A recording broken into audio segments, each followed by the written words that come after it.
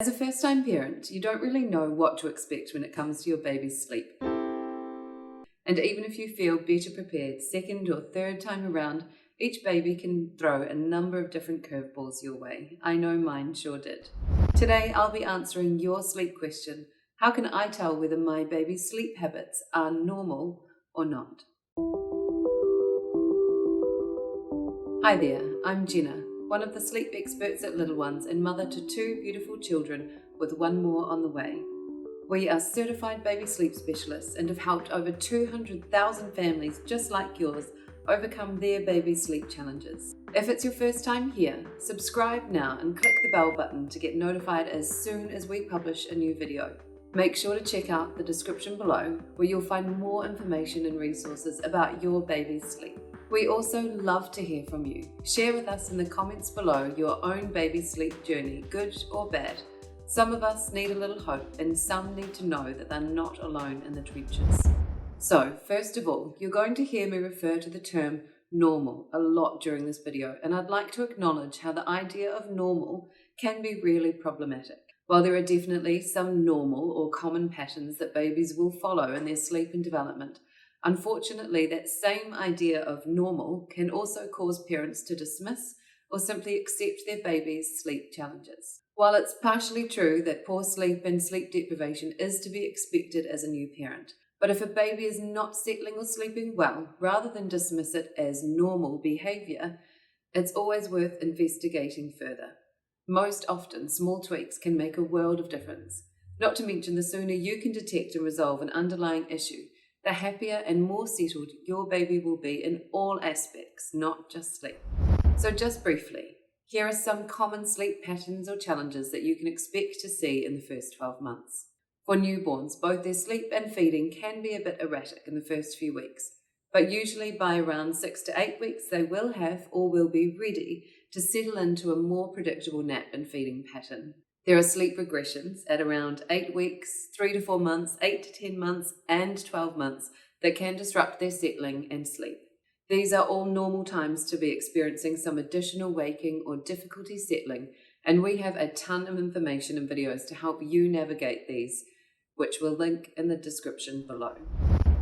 There are also nap transitions at around 6 to 8 months and 12 to 15 months. During these times, your little one can resist naps and start waking early or more frequently overnight until they are through the transition. So as you can see, even with a baby who has no underlying issues, there's a lot of challenges to overcome. The great news is many of these can be nipped in the bud before they even arise by following your little one's ever-changing but age-appropriate awake times and nap lengths from within our app. Now, let's talk about what is not normal or what some uncommon sleep patterns or behaviours might look like. If a baby is waking really early from their naps, after 10, 20 or 30 minutes, this usually means that something just isn't right. They are either under or overtired, still hungry, too hot or cold, or uncomfortable. For younger babies who aren't rolling yet, it's really important that they are swaddled. This prevents their startle reflex from waking them as they move between light and deep sleep stages, and it's an easy fix for a newborn's unsettled sleep. If a baby is waking very frequently overnight, for example waking every 30 minutes or 1 hour, again this could be undertiredness if they're napping too much in the day, hunger or discomfort. It could also be due to a build-up of overtiredness if they aren't napping enough during the day. It's difficult to tell the difference between under and overtired, which is why we love to take the guesswork out of it for you by providing you with age-appropriate awake times and nap lengths, making incremental changes as your baby grows. Again, often the small tweaks can make the world of difference. If the sleep environment is spot on, dark room, white noise, swaddle or sleeping bag, if nap times are age appropriate and they're nice and full, it could be trapped wind making them uncomfortable. Winding your baby can be an arduous task, but it's often the culprit behind unsettled sleep early on. If you can rule it out, then it's possibly an underlying issue such as reflux. Naturally, the spilly kind of reflux is easy to pick up on. However, diagnosing silent reflux can be a lot trickier. Often, unsettled sleep or difficulty settling is one of the first signs and symptoms that you'll experience from your baby, along with episodes of heartbreaking and inconsolable crying. Whether your baby is on the breast or bottle, there will likely be some feeding issues for an infant with silent reflux. They may also have problems swallowing or burping. Often babies with severe silent reflux will be seen to arch their back while feeding or just afterwards. If your baby is screaming and distressed when they wake, this can be another red flag that something is making them uncomfortable, like reflux or possibly even cow's milk protein allergy or intolerance. Some signs and symptoms of these are instant, such as hives, vomiting, stomach pain, noisy breathing, to name a few. Delayed symptoms might include eczema, delayed diarrhea, or blood or mucus in their stool. If your baby is feeding very frequently through the day and night, getting particularly sleepy and exhausted while feeding, this can sometimes indicate an underlying feeding issue like a tongue tie, which can also have an impact on their sleep. If feeding is painful for you, keep an ear out for clicking noises.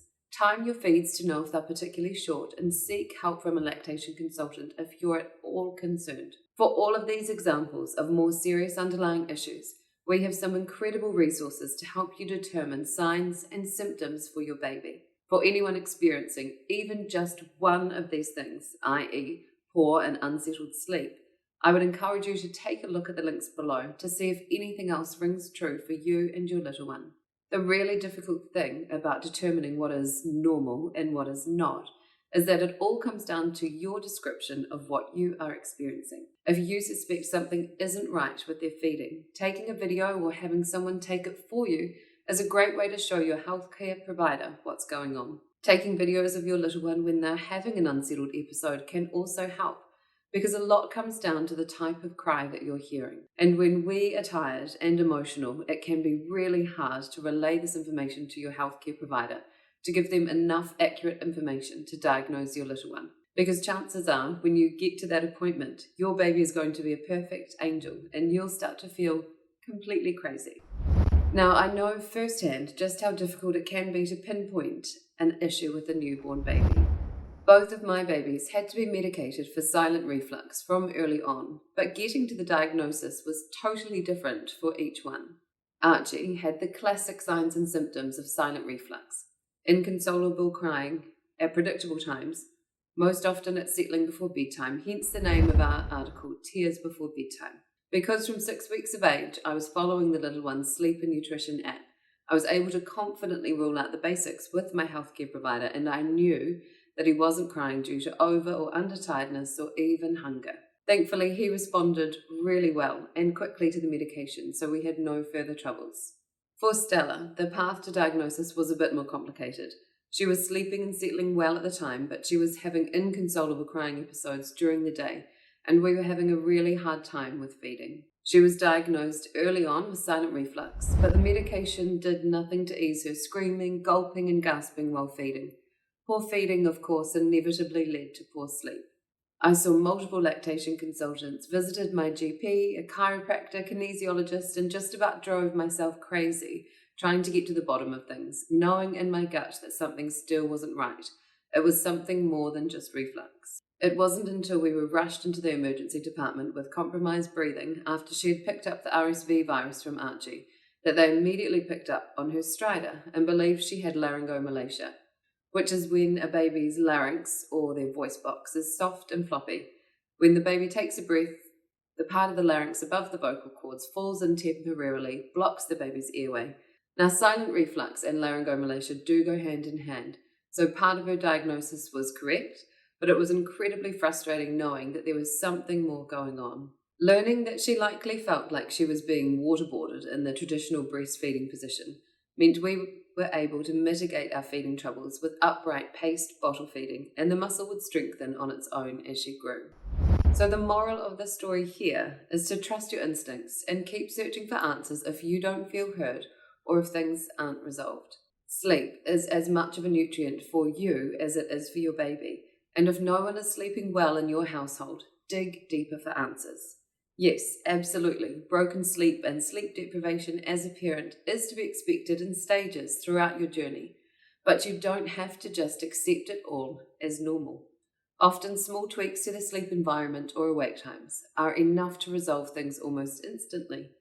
When there is an underlying issue, being able to rule out the basics as the reason behind poor sleep means you can get to the resolution even faster. There is a common phrase out there that it takes a village to raise a child, and yet especially recently with worldwide lockdowns and restricted access to health resources, that village isn't always available to new parents. But we have one right at your fingertips. The Little Ones Sleep and Nutrition Village is here for you 24 hours a day with our experienced sleep consultants based all over the world, ready to help you work through what's normal and what's most certainly not when it comes to your baby's sleep challenges. I truly hope you found this video helpful. Don't forget to check out our links in the description below for more information about baby sleep. If you'd like to see more, subscribe to our channel so that you don't miss out, and be sure to give us a thumbs up. Talk to you again soon.